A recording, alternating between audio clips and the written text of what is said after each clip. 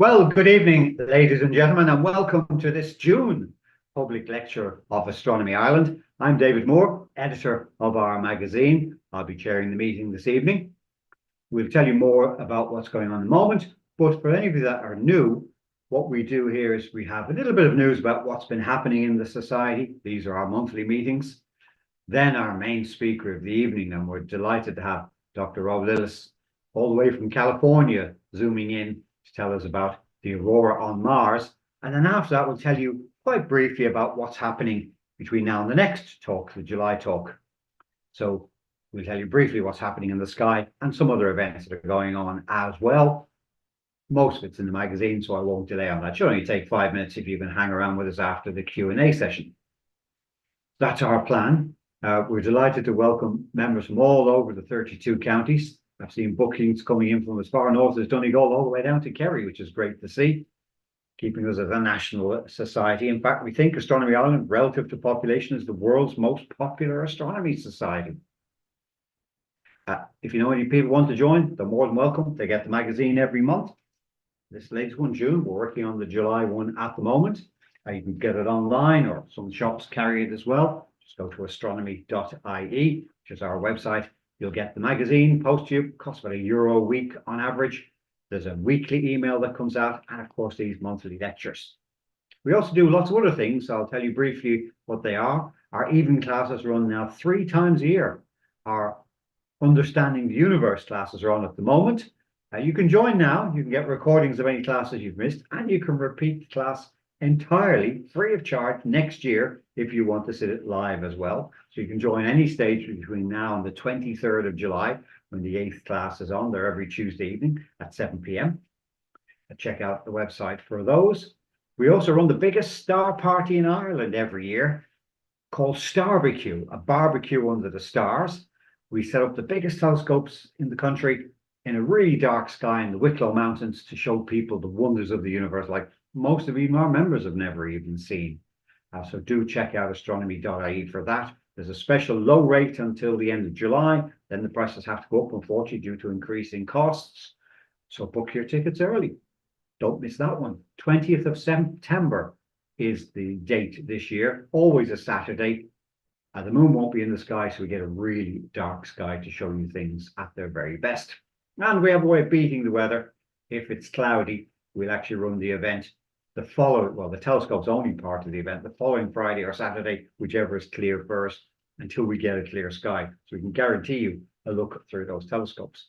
We give talks all around the country as well. We have a huge media presence. If you follow us on social media, you'll see some of our recordings and live interviews are advertised there.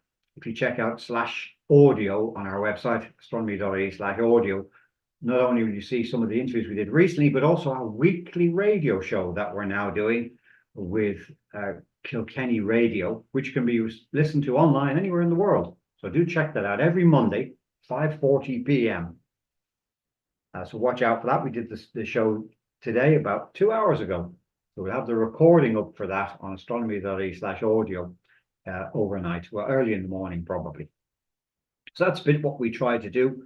So what happened since our last meeting, which was Monday, May the 12th, when we had Dr. Heidi Thiemann from the UK, who gave a talk on why do people work in space? So if you're thinking of a career in space, you may notice we're recording this talk. We record all the talks, so you can get a copy of that going back. In fact, this talk's going back decades now.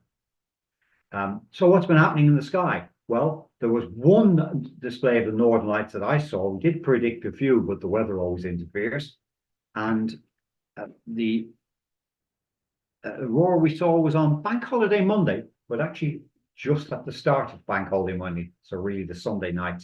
Around 2 o'clock in the morning, I got some nice rays on a photograph of the aurora. So that'll link in nicely with tonight's talk.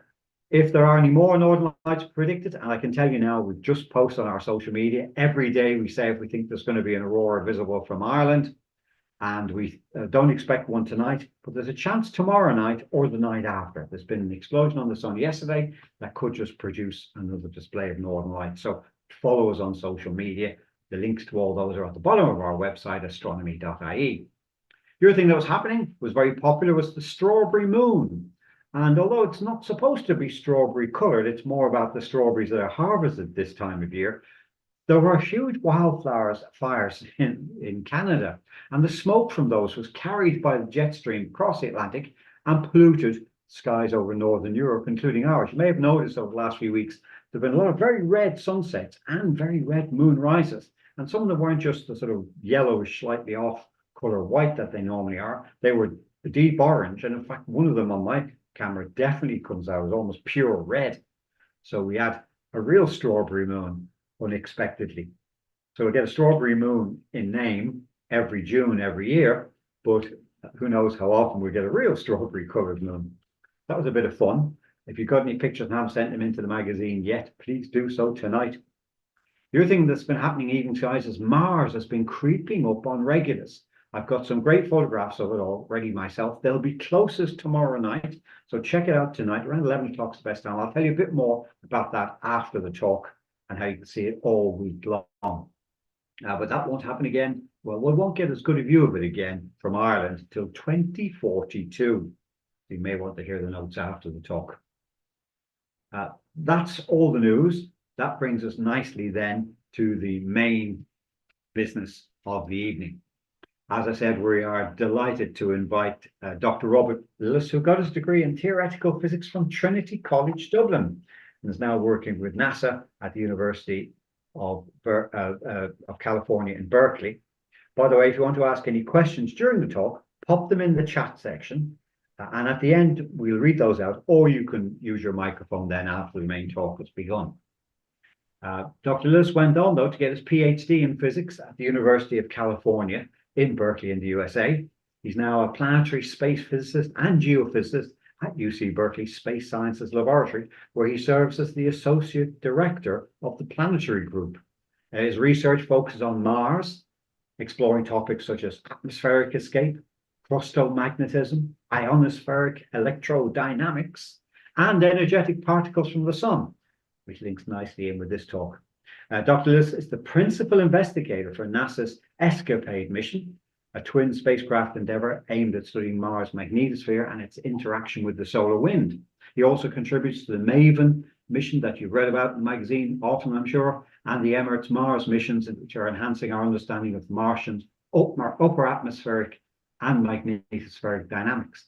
And recently, you've probably heard that aurora were photographed, visible ones, on Mars just this year. So this is a fascinating topic, hot off the presses, and we're absolutely delighted to welcome back one of our own who's doing so well to give our June public lecture. Over to you, Rob, and thank you very much for joining us.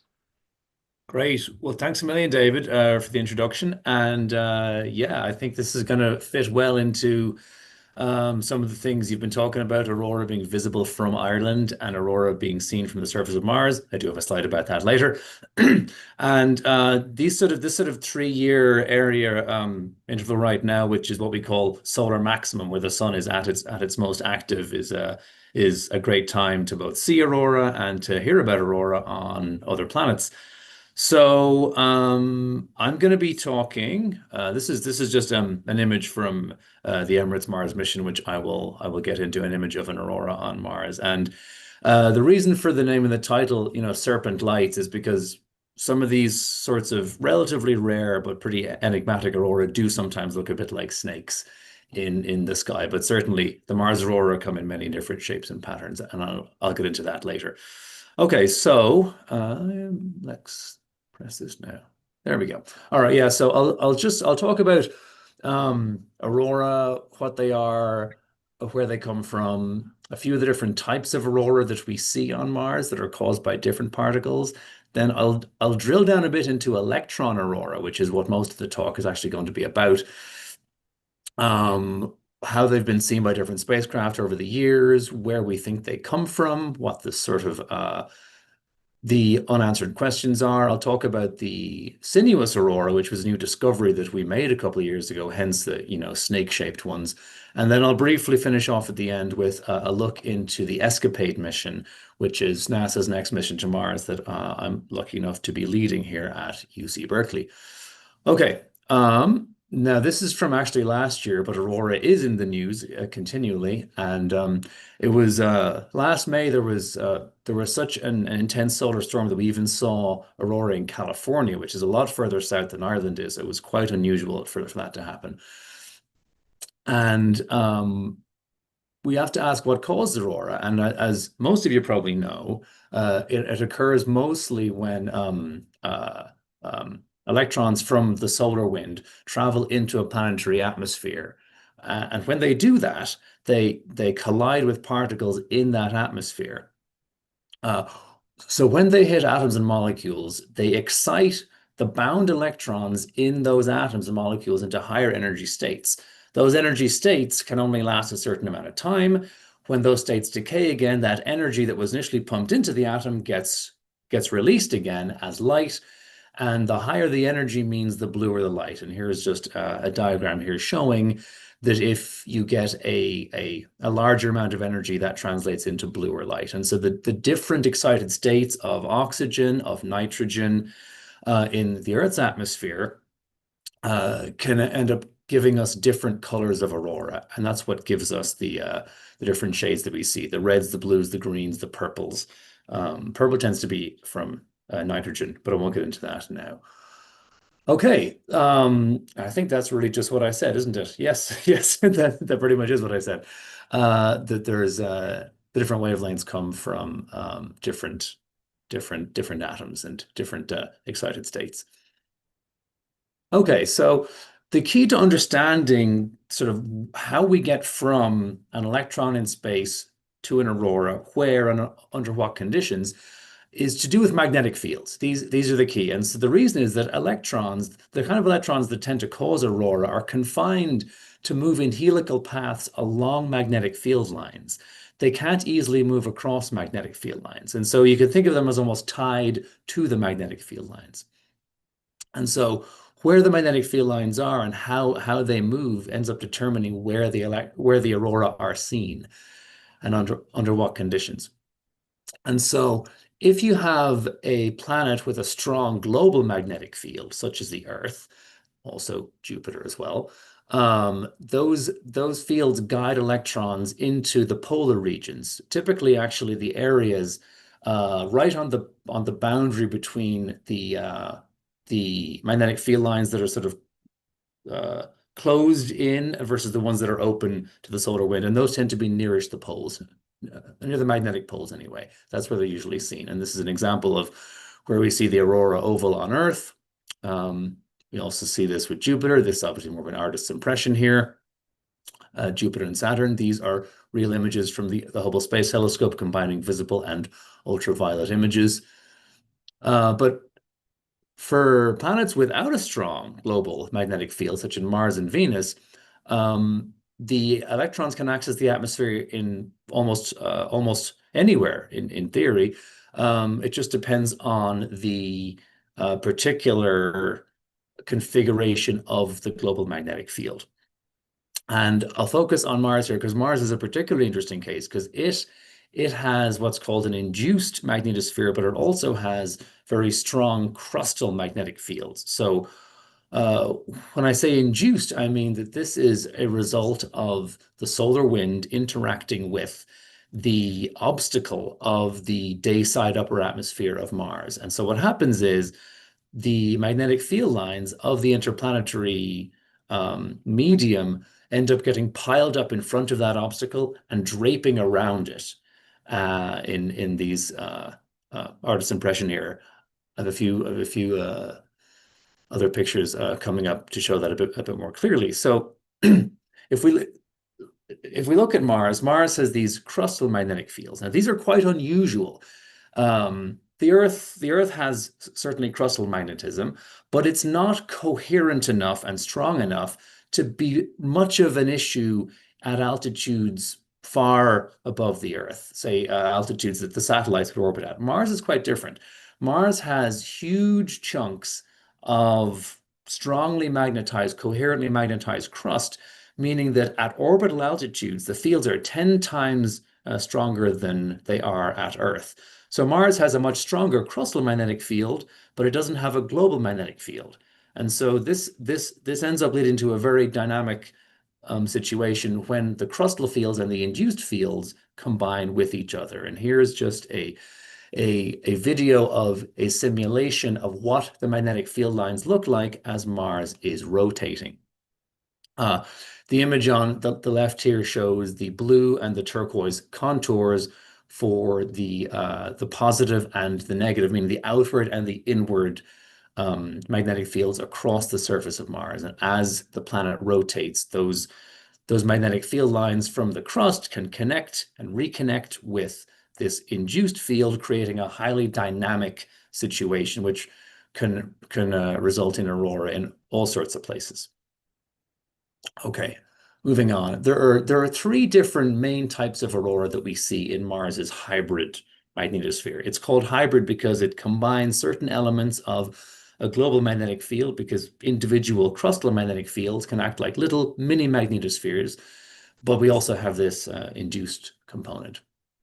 So in this complicated system, we have three types of aurora that are generally seen. One, we have a thing called, it's called the proton aurora. It's on the day side, and it's when solar wind protons coming in from the sun directly, or sometimes they can exchange their charge with a particle in the outer atmosphere of Mars. But they then penetrate into the day side atmosphere, and they emit ultraviolet light at the so-called Lyman alpha and beta lines. And so this is a picture of that day side proton aurora taken by the Emirates Mars mission, which I'll talk about more later. Everywhere on Mars, during a particularly energetic solar storm, or particularly a solar energetic particle, or SEP event, can actually, these protons are so high energy, these electrons are so high energy that they actually don't follow those paths around the magnetic field lines. They sort of do what they want. These are fairly rare, and they produce a phenomenon called diffuse aurora. And this is just an image from the MAVEN spacecraft showing how it lit up the whole night side of Mars, also seen by the Perseverance rover, which I'll have a slide on there in a minute. And the thing which we're going to talk about here are the electron aurora, so-called suprathermal electrons, meaning that they're energetic, but they're not the really energetic ones that cause the global diffuse aurora. These are the ones that move along these open magnetic field lines into the atmosphere to cause the aurora. That's what we're going to focus on. And before I get into that, I do want to talk about the Perseverance rover's observation of that diffuse aurora, just because it's not what this talk is mostly about, but it is a big deal because it's the first time aurora has been seen from the surface of another planet. This happened on March 18th of last year. We have here on the left, these are images, or this is the elevation angle above the horizon, 10 degrees, 15, 20, so looking up. And these were days when there was no solar storm happening, and this was the day when the solar storm did happen. And on the far right is a video of a simulation of the propagation of that coronal mass ejection out from the sun. Mars is a little red dot up here. And so on March 18th, Mars got blasted by this a shock front, which accelerates particles up to these relativistic speeds to produce the diffuse aurora. And it was observed by two different instruments on the Perseverance rover, the so-called the Mastcam-Z that took this picture here. I know it's a bit grainy, and another instrument called the SuperCam, which isolated it to the precise wavelength that we expect this to have. This is a wavelength that we see aurora on Earth all of the time. So that was just that was very interesting to see. Okay, let's go back 20 years to the discovery of aurora on Mars. This was not made by a NASA spacecraft, but an ESA spacecraft called Mars Express, and it had an instrument called SPECAM that was able to observe ultraviolet emission from the Mars upper atmosphere, and it was detected in 2005 from a very narrow region, only about 30 kilometers wide, and it was near an area where there was a very strong radial magnetic field, meaning pointing upwards. And it was detected across several different wavelengths in the the mid ultraviolet from about 200 up to about 300 nanometers. Now, it wasn't a very sensitive instrument, and Mars Express was quite limited in terms of its power. It had lots of other instruments that didn't care about the aurora. So over the years, it's only seen 19 individual detections of aurora, but it was importantly the first one to see it. Now, we've had the MAVEN spacecraft orbiting Mars for the last 10 years, and it has an instrument called the IUVS, or the Imaging Ultraviolet Spectrograph. And it has been able to see many, many hundreds of individual detections of this discrete aurora. Now, it was a bit more sensitive than the Mars Express was, but it still only saw aurora on about 1% of all night side observations here. And this is a map of Mars, latitude, longitude, showing the individual places where they were detected. About 5%, in the areas of the strongest magnetic fields, it was seen about 5% of the time, so about 5 times more frequently. And in the very, very strongest crustal magnetic fields, it was seen up to 25% of the time. So there's something important about how the very strongest crustal magnetic fields on Mars sort of guide the electrons and or accelerate them to be able to cause aurora. Okay, so we learned a lot from both Mars Express and from MAVEN. The MAVEN spacecraft arrived in 2014, but the big change happened when we got the Emirates Mars mission. Now, I'll give you a little bit of background about the Emirates Mars mission. I've been working on it for about 10 years myself. We started in 2014. It launched in 2020. It was a big international collaboration. It was funded by the UAE, as you can imagine, but there was much of the work was done by the University of Colorado, our lab here at UC Berkeley, and also Arizona State University. And it was quite challenging working across 12 hours of time zone difference, but over many years, a large and talented team got it done. And it was launched in July 2020, right in the middle of the pandemic. There was a lot of difficulty in getting everyone both to the UAE and to Japan to do that in the middle of COVID, but everyone did it. It got to Mars in February of 2021. The primary mission was for 2 years until 2023, and there's been a 4-year extended mission approved by the UAE government going to 2027. So that is exciting. What makes it different is it's the first Martian weather satellite, really, in the sense that it has a large orbit that can see most of the planet at once. And this allowed it to get what no other spacecraft had been able to get before. These are the orbits of other orbiters before now. This is the orbits of Mars's 2 moons, Phobos and Deimos, and this is the HOPE spacecraft from the UAE. And this allows us to see geographic changes, local time changes, so how things change from morning to afternoon to evening to midnight, etc., and how things change over the weeks and over the seasons as well, to allow a detailed assessment of how the Martian atmosphere changes over these different timescales and how matter and energy move between the different parts of the atmosphere. There were 3 instruments on it. The Emirates Exploration Imager, which was a camera. There was an infrared spectrometer called EMIRS, and the one that I'm going to focus on is the Emirates Ultraviolet Spectrograph called EMUSE. It was built half at Berkeley and half at the University of Colorado. It's the one that I worked on. I'll just show a few cool images from EXI first, just because cameras always are more fun.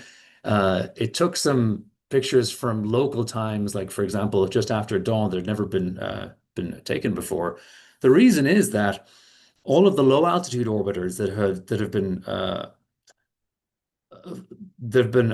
there at Mars for years, they are fixed in local time, 2 a.m., 2 p.m., or 3 a.m., 3 p.m., because the geologists always want the shadows on the rocks to look the same. And so the atmospheric scientists are not as numerous or as popular as the geologists, and so the poor atmospheric scientists have never had measurements in the morning at Mars before the Emirates Mars mission happened. And things like these clouds that form near Valles Marineris are something that only really happens in the morning. So the Emirates Mars mission really took some very interesting pictures, and there are teams of people trying to understand what these new observations mean. Okay, and also just another cool thing was it happened to be close to the orbit of Deimos. There had never been close-ups of Deimos actually taken before, and so the EMM was able to take these images. There were 19 flybys. This was probably the most iconic of the images. It's Deimos with Mars in the background. Interestingly enough, it seems to be quite a basaltic asteroid, so quite similar to Mars. And this definitely argues against the theory that it was a captured asteroid. It seems to have been splashed off of Mars by some enormous impact a long time ago, but there's work is ongoing there, and I won't dwell on it. Okay, let's talk about Aurora and what the EMM mission was able to see. So it's the first instrument at Mars that went below 120 nanometers into the so-called extreme ultraviolet. And by far the strongest Aurora emission was at this 130.4 nanometer emission from atomic oxygen. And this is just that's the the orbit going around on the upper right there. This is just a picture of a spectrum of aurora showing the pixels on this different image here where the aurora happened. That's in red versus the areas which are dark, which are in black, just to show that this emission here at 130 nanometers is indeed the strongest one. That's what we're focusing on. And that's just a picture of the instrument. Okay, what kind of electron aurora do we see on Mars? Well, we see three different kinds in general. And they need the magnetic field lines to connect from the atmosphere out to the source of electrons in space for the aurora to happen. And this happens in three different ways. One is the so-called crustal field aurora, where they occur in areas where the crustal magnetic fields are radial. These are contours of those radial fields. So the areas where the radial fields are strongest tends to be where it happens. There's another one which is sort of maybe more where the edges are less well defined. We call this the patchy aurora, which occurs in other parts of Mars. And then we have the really enigmatic so-called sinuous aurora that looks a bit like a snake. And I'll talk about this one a lot more later. And we would expect these two to happen on Venus as well. Venus does not have strong crustal magnetic fields, but the processes that make these two, we'd expect to happen on Venus as well. Okay, so where in general do we see this electron aurora? Now, unlike MAVEN, which just saw a couple of hundred, and Mars Express, which only saw 16, we've seen millions and millions of pixels worth of emission because it's a much more sensitive instrument. This is a map of Mars in so-called hammer projection with the crustal magnetic fields shown there in contour. And we can see that in general, they occur in regions where the magnetic field lines are open, meaning where the crustal fields are strong but vertical, or these other areas here where there are no crustal fields, but the magnetic field lines can just intercept the atmosphere on the night side and bring the electrons in to make the aurora. Okay, how do these patterns change across the Martian night side? So look here on the left. Imagine that you're looking at the night side of Mars. So the sun is behind you. This is Mars here. I'm gonna take maps of how frequently the aurora happen in these four different quadrants of the night side. This is the dusk side. So just after dusk, the pattern looks like this here. If we go into the pre-midnight, things are the aurora happen less frequently. If we go to post-midnight, they're actually even less frequently, except in this one area where they're much more frequent. And then as we go to dawn, we see that they are more frequent again. So I'll just compare dusk and dawn. You can see different areas will light up more at dusk versus dawn. Okay. The occurrence behaves on both the occurrence depends on both the region and on the local time. So you can pick a feature and watch how the likelihood of an aurora evolves from dusk on the left to midnight in the middle to dawn on the right. And you can see some areas are brighter at dawn, some only light up after midnight, etc. It's a highly complex system of electric fields and magnetic fields, forces and electric currents all determine the manner and the acceleration of electron precipitation to cause the aurora here. And again, it's a highly complex system that we're just really starting to understand. Okay, let's talk about some of the few areas where we can get a handle on where those electrons might be coming from. Now, this is an area on the left here, which if you sort of anthropomorphize these shapes on Mars, you could call this the Mars man. This is his feet, this is his bum, this is his arms and his head. And in this particular case, these are areas where the crustal magnetic fields are going into the planet, and these areas of this Mars man are actually lighting up here, whereas the areas of the opposite polarity are not. How do we understand this? Okay, well, at this time, the MAVEN spacecraft was able to measure, among many other things, the magnetic field. Now, don't pay attention to anything else here. All that's important is there was a westward overall magnetic field here, as shown by these yellow arrows, which means that the inward crustal fields connect with the day side, and the outward crustal fields connect with the night side. So at least in this particular case, the electron source must be primarily coming from the day side, which is not what we're used to thinking about. Usually we're used to thinking about those electrons coming from the night side and causing aurora. But this particular one was caused by electrons coming from the day side. So we decided to do a simulation of this particular situation using all the same inputs that MAVEN measured, and a colleague of mine, Yingjuan Ma at UCLA, she ran this simulation, and she traced where all of the magnetic field lines go to. And they're colored here by where they're connected to. The yellow ones are connected from the day side, but only on one end. The red ones are connected on both ends on the day side. The purple ones are connected on both ends on the night side. And the green ones are connected on one end, but then go into the night side. And I'll just get rid of the yellow ones because it's kind of confusing. And then I'll zoom in a bit here. And you can see that at least all these same areas where the Mars man is lighting up are all connected to the day side. And that tells us, again, quite conclusively that the electrons in this case are coming from the day side upper atmosphere. They're being produced by solar ultraviolet radiation, and then transporting onto the night side and making aurora here. And this is not a way that we get aurora on Earth really at all. So this is a totally different thing from Mars. Okay.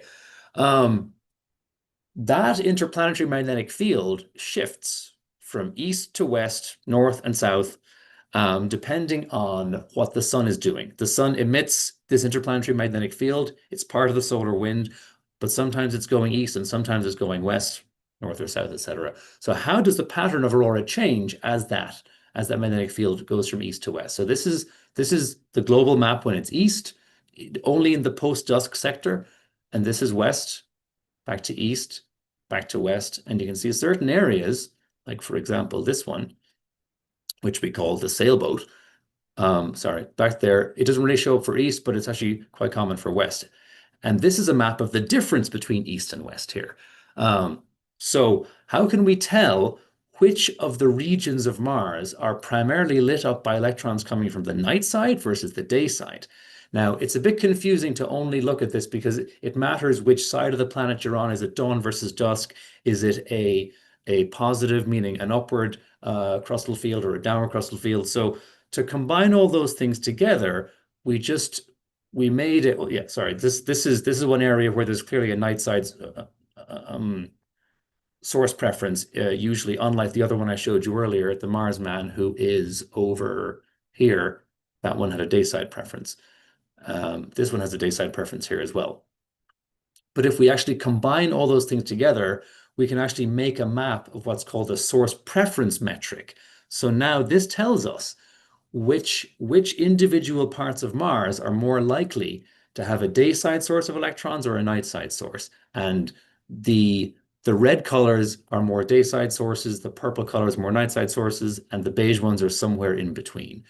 And this is in the post-dusk sector, and this is in the pre-dawn sector. So it changes whether you're on one side of the night side of Mars or on the other side. That's dusk, that's dawn, that's dusk, that's dawn. Interestingly enough, this feature over here is purple at dawn, but this one here is purple at dusk. So there's clearly some sort of global organization happening where it doesn't just matter what the strength or the polarity of a crustal field is, it matters actually where it is on the planet.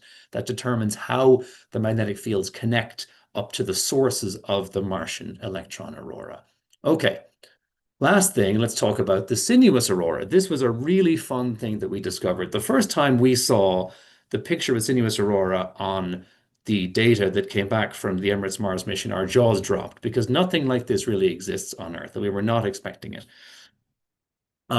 So we've seen it maybe 100 times over the course of the last 3 years. It's fairly rare. We only see it about 3% of the time, and it comes in this sort of rogues gallery of different shapes, sizes, but almost all of them, they start at the terminator. The terminator is the boundary between day and night, and they extend towards the sort of anti-solar point on to the night side. They're between 1 and 6,000 kilometers long, typically 2 to 3,000 kilometers long, and fairly narrow. And at least at this particular emission, they're between 10 and 60 Rayleighs. That's just the unit that we use to describe the brightness of this ultraviolet emission on Mars. Really weird thing about them. We still can't explain this, if I'm being perfectly honest. They're grouped into cardinal directions. So this is dusk side, this is the dawn side, this is north, and this is south. And they really do clump into these different directions. And this is a histogram here of the origin angle, meaning the place on the terminator where they start. And they really do clump into dusk, north, dawn, and south. And nature isn't supposed to work this way because the interplanetary magnetic field does not clump into directions as neatly as this. So we really have no idea why this is happening. It's still one of the ongoing mysteries. And they tend to avoid the crustal magnetic fields. They tend to be broken up by the crustal magnetic fields. And so this is just a map of where they've all been detected. And as you can see, they generally avoid the areas where the crustal fields are strongest. So we see them up here, we see them here and here, but not just here where the crustal fields are strong.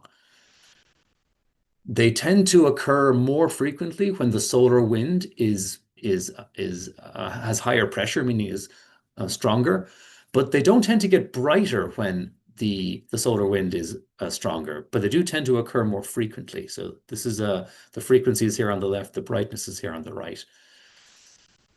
So that was interesting as well. Okay, what do we think they actually are? What do we think is actually occurring? And our best guess is that they are some sort of a projection of what's called the tail current sheet. Okay, what do I mean by that?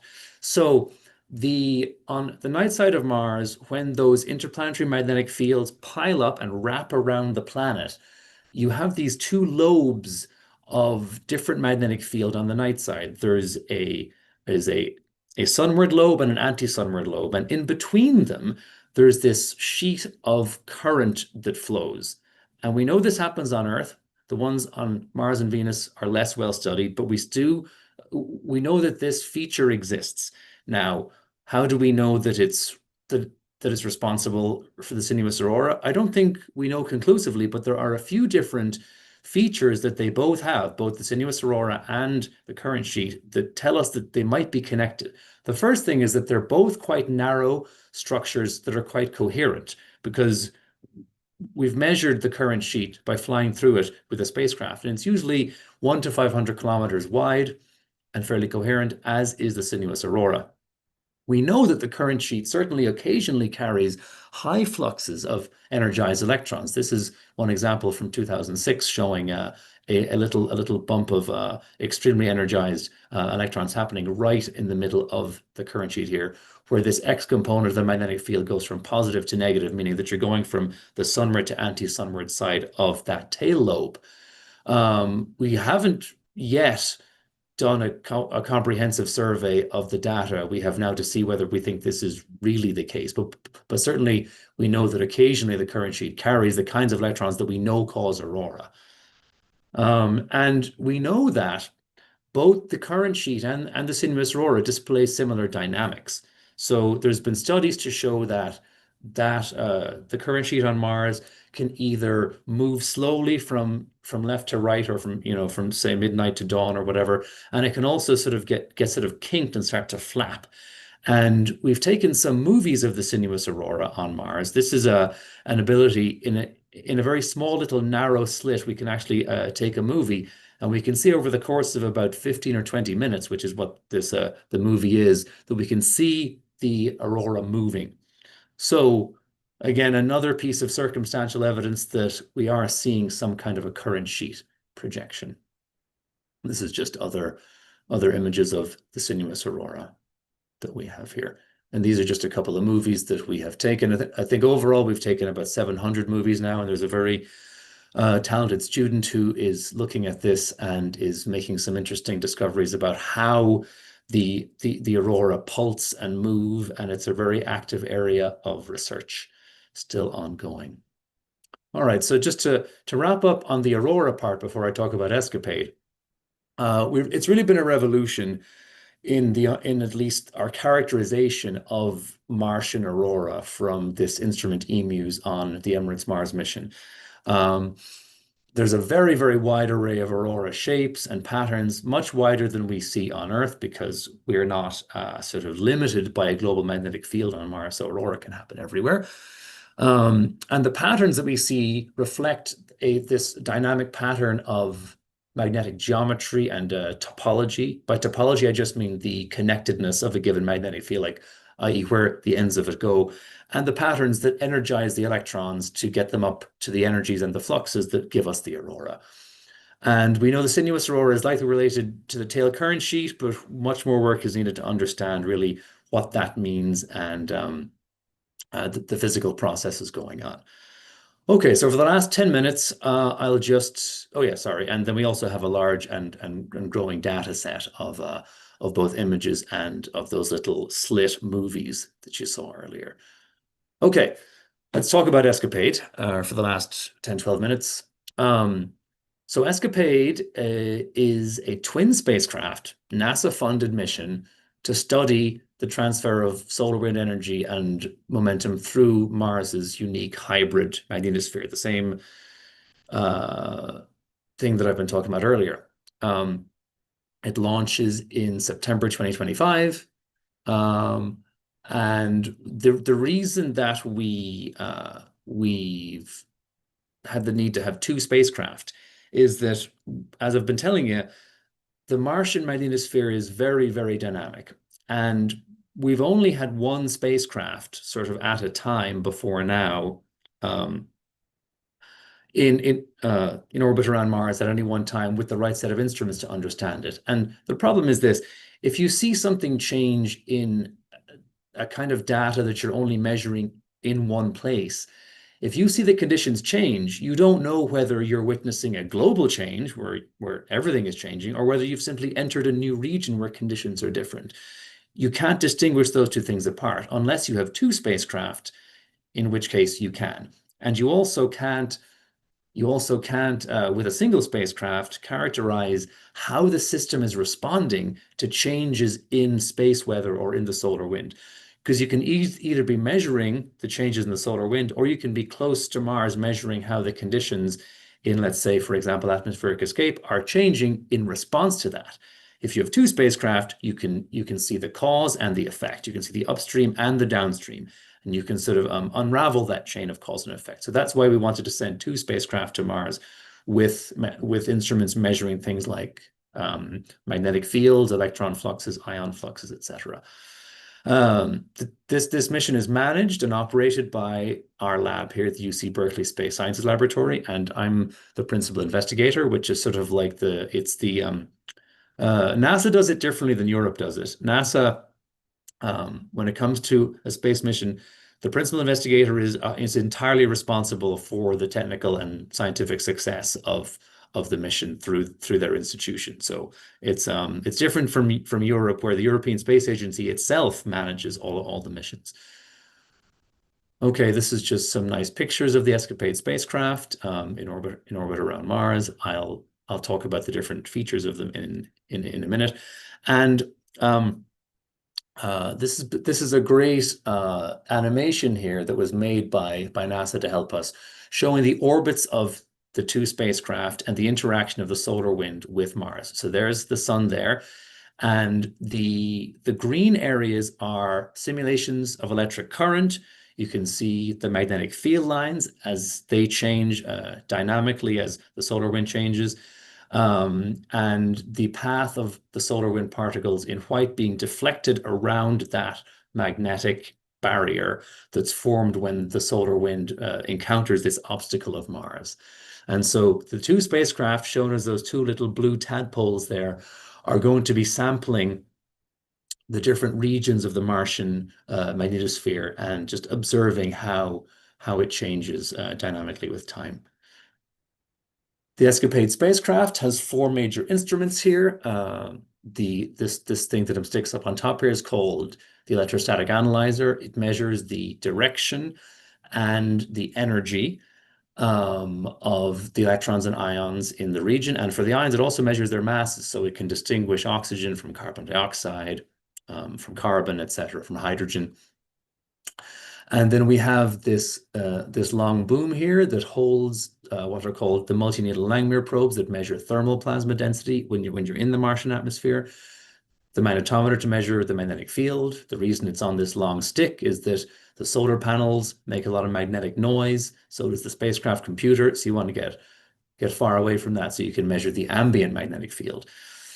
And then it also carries a little camera built by some students at the University of Northern Arizona, hopefully to measure the aurora. And the spacecraft is built by the company called Rocket Lab, which you may have heard of. It has a big thruster here, antenna, etc. And this is just a picture of the spacecraft with its so-called clothes on. This is the multi-layer insulation that covers up most of the spacecraft to keep the spacecraft temperature consistent over time. And that's important to keep the instruments and the spacecraft computer happy. Picture of our science team. This is the view we have from our lab at the top of the Berkeley Hills over San Francisco Bay. This is Alcatraz Island here, the Golden Gate Bridge. So this is when we all met up in January of last year. Okay, so I'll tell you a bit of a story now about how we were supposed to get to the launch pad last autumn. We were doing these environmental tests. This is a vacuum chamber. The spacecraft was put inside there. So you can pump all the air out. So you can simulate the conditions in space. You can make it hot and cold, just like it is on the day and night sides of planets. Tests of the engines, etc. After all that testing was done, the two spacecraft were complete in early August. This is a very proud team. We call the spacecraft blue and gold. Those are the two colors of UC Berkeley. This is myself and the project manager looking very proud of the completed spacecraft that we'd spent so many years working on. Back to 2019 is when the project started, and 2017 is when the proposal was written. So it's been many years. They departed California on August 15th, and yes, they used there is a very, very expensive version of the FedEx service where you have something that's expensive, and they will deliver it in a climate controlled, smooth ride truck where there's two truck drivers and they take turns driving so no one gets too tired. And it arrived 3 days later at Astrotech Space Operations right outside Cape Canaveral in Florida on August 18th. And we gathered around to welcome the spacecraft. And I was there and it was great. So the lads from Rocket Lab unloaded the spacecraft off the truck, both of them, with a forklift. I was very nervous. I wasn't sure if the forklift was going to tip over and they were going to get damaged, but obviously these guys are professionals. They know what they're doing. They were unloaded.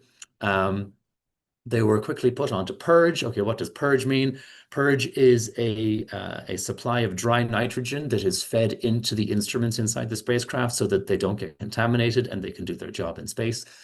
And then we did some testing in the clean room at this facility beside Cape Canaveral before the spacecraft were due to be fueled. And then at the same time, the rocket, this is the so-called New Glenn from the company Blue Origin, was being tested and prepared for the launch to happen. This is the launch pad here. The towers, these are about 170 meters tall each. So this is a very, very big, the rocket's 100 meters tall. Very impressive. Not quite as big as the SpaceX Starship, but pretty close actually, and much bigger than most rockets. But the same size, also similar size to the Saturn V that sent the astronauts to the moon. And we did all these launch preparations, and then disaster struck in the sense that the rocket was not going to be ready.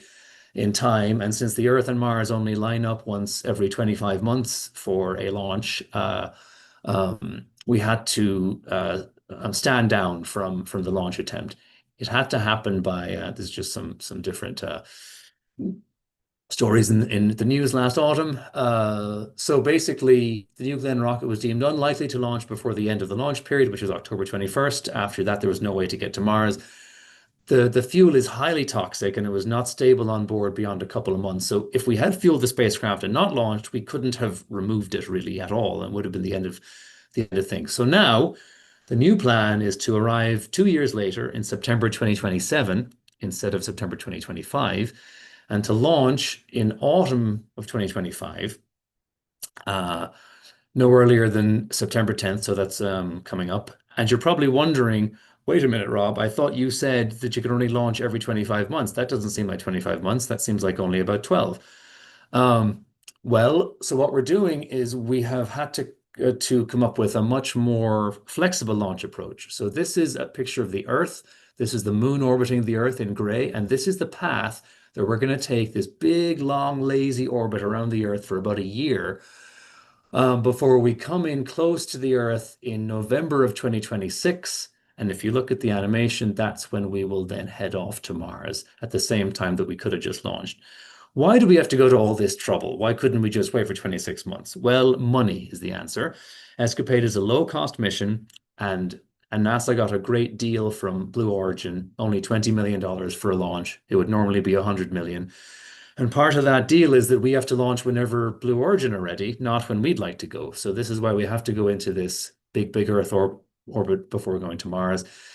Then we cruise to Mars over about 10 months from November 2026 to September 2027. We have all these TCMs, or trajectory correction maneuvers, to hone our course so that we arrive exactly into Mars orbit. We do a Mars orbit insertion burn in September 2027, and that's when we start our science mission. No, sorry, that's when we have to start the preparations for our science mission. This is a timeline here showing the launch, the Earth orbit phasing, the interplanetary cruise, the Mars arrival, and this is we're going to spend about 7 or 8 months getting the spacecraft into the correct orbit. Once we do, we have 2 different science campaigns. We have Science Campaign A, where the two spacecraft are like pearls on a string. They're going to be sort of following each other between 2 minutes and 30 minutes apart. And this is perfect for studying how the Martian upper atmosphere and even the solar wind varies on very short time scales. Again, 2 minutes up to 30 minutes, as opposed to having to wait an entire 4.5 hours, which is what the full orbit period is. So we do that for 6 months, and then we will raise one orbit and lower the other orbit. And once the 2 orbits are different now, because they have different periods, one's longer than the other, the rate at which they precess around Mars changes. So the word precession is just a fancy word to describe how the orbital plane shifts in response to being tugged at by Mars's uneven gravity. So the 2 orbit planes will therefore separate, and this allows us to separate the spacecraft by much larger distances and to correlate different conditions in different regions. For example, the upstream solar wind and the downstream tail in that same current sheet I was talking about earlier. And this is supposed to start. Let me start this movie. This is a movie showing the orientation of the spacecraft. Now, those green boxes are the field of view of the ION instrument. So that's where we can measure the ions. And the red arrow points towards Mars, the blue arrow towards the velocity, and the yellow arrow towards the sun. And so this particular orbital orientation attitude is optimized to measure the ions coming up from Mars and going down towards Mars and coming from the direction of the velocity in the upper atmosphere. And then it moves around as we get further away from Mars. And then the last science slide I have then is more about the Aurora. We have this camera on board called the Visions camera. Like I said, it was built by students, built for only $400,000. It has both a visible and an infrared sensor. And we are very much hoping that it's going to be able to see Aurora. And it's also quite a quite an experiment. You know, NASA's used to spending $15 million on a camera that goes to another planet. You know, it's because it's extremely well tested, and this is an experiment to see, can we spend much less money and still get good science?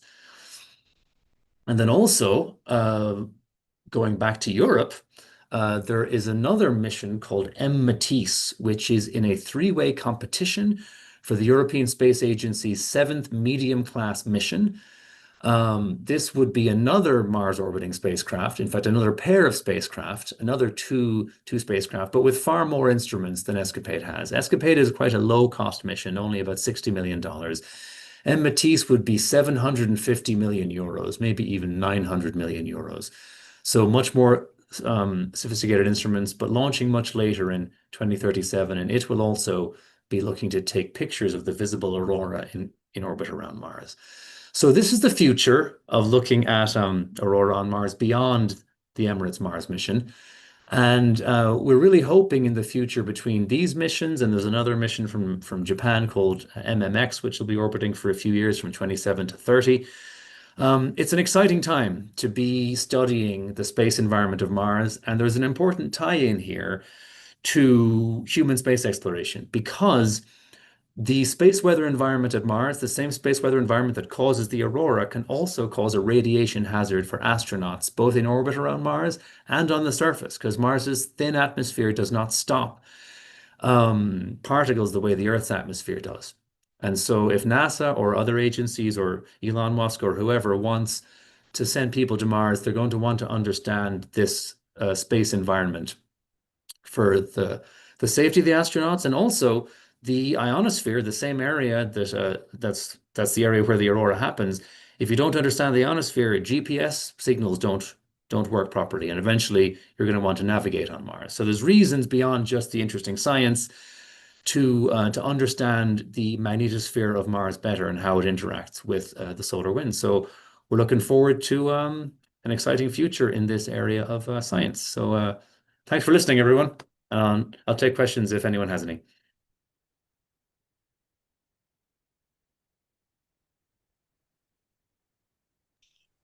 Thank you very much. Getting back. Thank you very much indeed, Rob. As we said, if you have questions, you can post them in the chat section, or if you want to just unmute your microphone and shout them out. We never have too many people shouting at the same time. Can you see the chat box there, Rob?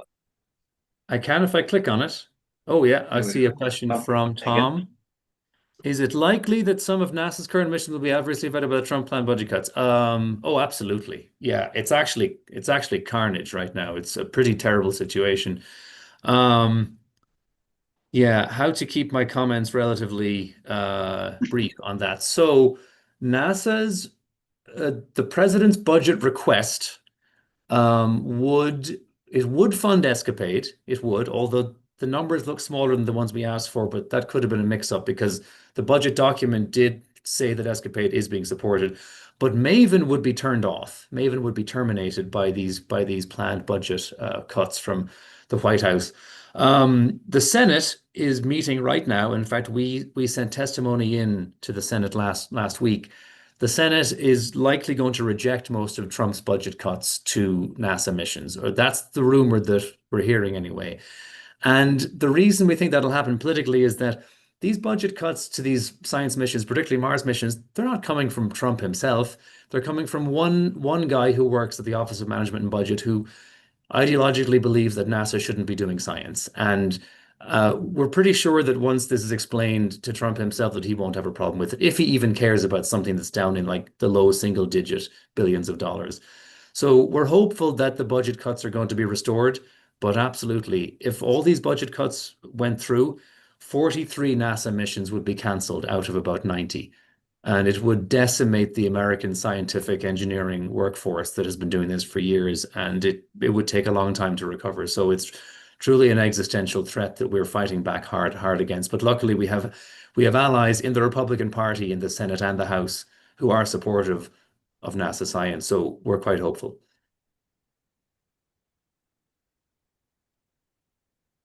That's great. And if people that want to be typing their questions there, I can if you can hear me, go ahead and ask a quick one. In terms of the power of the aurora on Mars, you may have mentioned this early on. I was fiddling around having slight problems with Zoom. My apologies if so. But I know when I watch the aurora on Earth, the ovation model is called the power in the auroral oval. If it hits about 50 gigawatts, I know there's a chance Ireland's going to see something. If it's 100, I know we are. And I think last May it hit 300 gigawatts. Do you rate the power on Mars aurora in similar terms, or any idea how much total Ooh, power there is there? that is a great question. I know that in general, the aurora on Mars are much weaker than they are on Earth. In terms of total power, it's probably, I would imagine that it's less than 1% in most cases. As I was telling you, that EMU's instrument is very sensitive.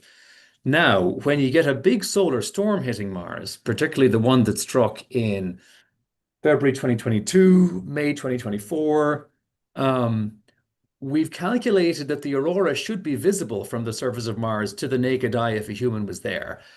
And so that means that it would be significantly stronger. But, now I think that's something that is a metric that I think I want to investigate, is how does that total power compare to Earth? But it's certainly probably nowhere close to Earth except in really extreme circumstances.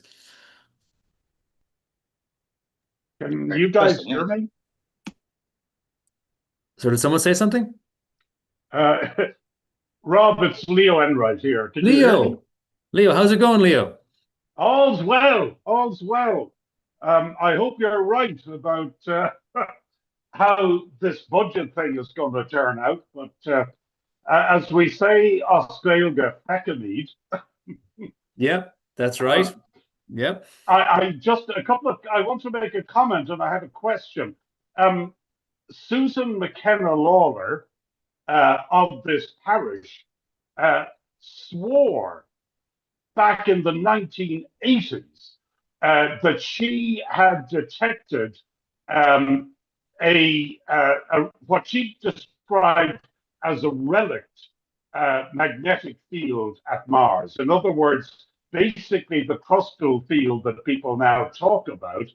And I have to say that my memory of her comments at the time was that they did, that her detections were in the southern hemisphere and seen, at the time she couldn't get it past review. But, I just mentioned that to make the point that we're talking now, the late 1980s and the Phobos mission to Mars. That's right. That's right. Yep. That was 1989 and 1990. Was there a second question, Leo? Yeah. Or should I answer that one? Should I? There, yeah. Oh, sorry. Okay. Yeah. My other question was fairly. Yeah, I know. My other one was fairly straightforward. I mean, you're hoping for a September launch. I got the impression from what you said that you would have to make, I was going to use an unfortunate phrase, but something or bust decision next month. Is that right? That basically in July you'll know whether you're going in September or not, and then kind of related to that, if for some reason, and I mean there are rumors, if for some reason New Glenn is delayed further, are you okay to just whenever they can? Actually, yes, we are mostly okay. I'll answer your second question first, and then I'll answer your first question second. Yeah, so that image I showed, I can go back to it actually, of the path of Escapade. This shape can be tweaked an awful lot, and it can be made bigger or smaller. So we can launch as late as next March and actually still be just fine. And even if we don't launch in late March, we can actually just wait until next November, like November of 2026 as well. So it's very, very flexible, because you're right, the New Glenn is it's a new rocket, and new rockets are notoriously finicky about, working out all the bugs. And you know, as we know, the Vulcan rocket has only launched, I think, twice, even though, you know, it's been promised for years and it was years late. So yes, we can launch quite late. There's another question about, you know, the contractual obligation and whether Blue Origin has other customers, and you know, they do have a contract with NASA, but it's a fairly low cost one, so they have their own economic things to think about. But we're hopeful that because of our flexibility that it's going to work out. Yeah. Okay, to answer your first question, yeah, so the Soviet Phobos 2 mission did have an instrument on board that was at least partly built in Ireland. That was Susan's instrument. And but she was looking at the magnetometer data. I don't know who made the magnetometer. Could have been the Russians. I'm not sure. And there were certainly hints that there might have been a magnetic field, but Phobos never got very close to Mars, and it didn't turn its instruments on during the orbit insertion. So she had to make those measurements from a couple of thousand kilometers away, maybe even 3 or 4 thousand kilometers away, and it's right on the edge of detectability, which is, I'm guessing, why she had trouble getting it past the reviewers. But yeah, there certainly would have been hints back then, but nothing conclusive enough to be sure. Okay, Sean has a question. Does the magnetic field on Mars indicate any safer areas for astronauts to live in the future? That's a great question, Sean. The answer is yes, but the degree to which that is true is still unclear. So, and that's for one major reason, is that we've only really measured the magnetic field properly from orbit. And so that means no closer than about 100 kilometers, 150 mostly. And so we don't know really how strong the magnetic fields are at the surface or even near the surface. They could be as strong as they are on the surface of Earth. And if that's the case, then the radiation shielding will actually be non-negligible. Now, how that works out, we're not really sure. There's only been one paper written by a Japanese group a few years ago that tried to model this, and they found that from at least from certain directions, and depending on what the fields might be, you could get up to 90% shielding from harmful radiation, but only from certain directions, which would mean that maybe if you found a mountain, you might be able to build it on the side of the mountain where the shielding was the best. Now, it all depends on what the magnetic field's, you know, strength and geometry ends up actually being once we get to the surface. So it could be a big deal, or it could be, you know, a 10% effect, in which case it doesn't really matter. But if a 90% effect, that could matter an awful lot. And we won't know until we send a magnetometer on a flying drone onto the surface of Mars. Because currently we've only made two magnetic field measurements on the surface of Mars. One was the NASA InSight lander at one point, and the Chinese rover at another point. And the InSight lander, the American one, found a magnetic field 10 times stronger than any of the models had predicted. But the Chinese one found basically a zero magnetic field in the place that it landed. So, I mean, and that's just two points. So until we fly that drone around Mars, we're not going to know.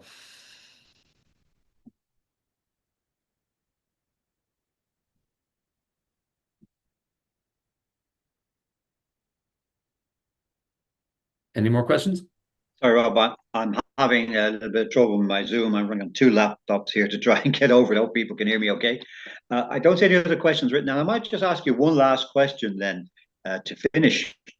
And it's Sure. about there was, of course, some people will know about the Carrington event that happened in 1859, wasn't it? That's right. That everyone's worried about. If a huge CME happened on the sun today, it could cause devastation here on the Earth. But there was apparently one of similar magnitude in 2012, and it That's didn't right. hit Earth, but I believe it did hit Mars. Were you active at No, that time? No? no, the July 2012 one didn't hit Mars either, actually. Oh, right. Oddly enough. That's the end of that Or question. well, or if it hit Mars, it was just a sort of a glancing blow from the very edge of it. But yeah, July 2012, if that had hit the Earth, it would have been Maybe not quite the Carrington event, but it would have been catastrophic. Yeah. Well, look, If there aren't any, oh, is there one? Oh, no, it's a comment. If there aren't any more questions there, then There's one more question there is. about Go ahead. Tarsus. Yeah. It's a very quick answer. No, there's no crustal fields in most of Tharsis. Tharsis is the large volcanic area, the huge area on Mars, and we think it's mostly because huge amounts of magmatic intrusion over billions of years have removed any crustal magnetization that would have been there by raising the magnetic minerals above their Curie point. Hellas, another great question. Hellas is a giant impact crater on Mars. Hellas is also devoid of any magnetic fields as far as we can tell, and we think that was because of the giant impact that caused the basin that occurred, or at least occurred at or after Mars lost its global magnetic field. So there's the combination of excavation and shock and heating removed all of the magnetic material from Hellas. And the same is true for other large basins as well. But it's an entire other 40-minute talk I could give, and in fact did give a couple of weeks ago at Stanford about the history of Mars's magnetic field.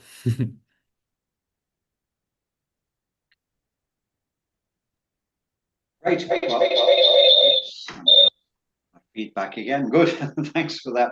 I'm trying to get my main laptop to unmute my microphone, but it doesn't seem to want to play. So if we call it an end there, then thank you very much indeed, Rob, and best of luck with everything involved in the mission. Great to see an Irishman doing so well. And thank you very much indeed for giving this talk. I'm just going to spend 5 minutes now telling people about what to see in the sky briefly, or rather reminding them, because it's posted in the magazine. You're welcome to stay on for that, but you're what, 8 hours ahead of us there? Or behind, sorry. So it's Behind, but it's time for lunch, yeah. if you have to rush off. No, I'll stick around for a minute, but thanks, yeah. I think maybe I've lost.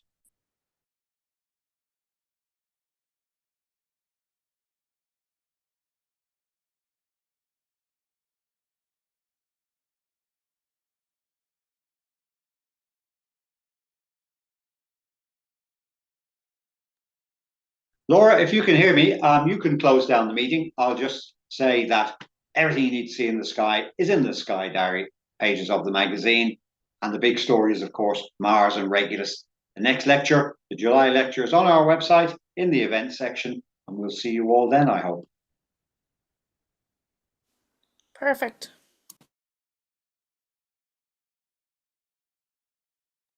Thanks, everyone.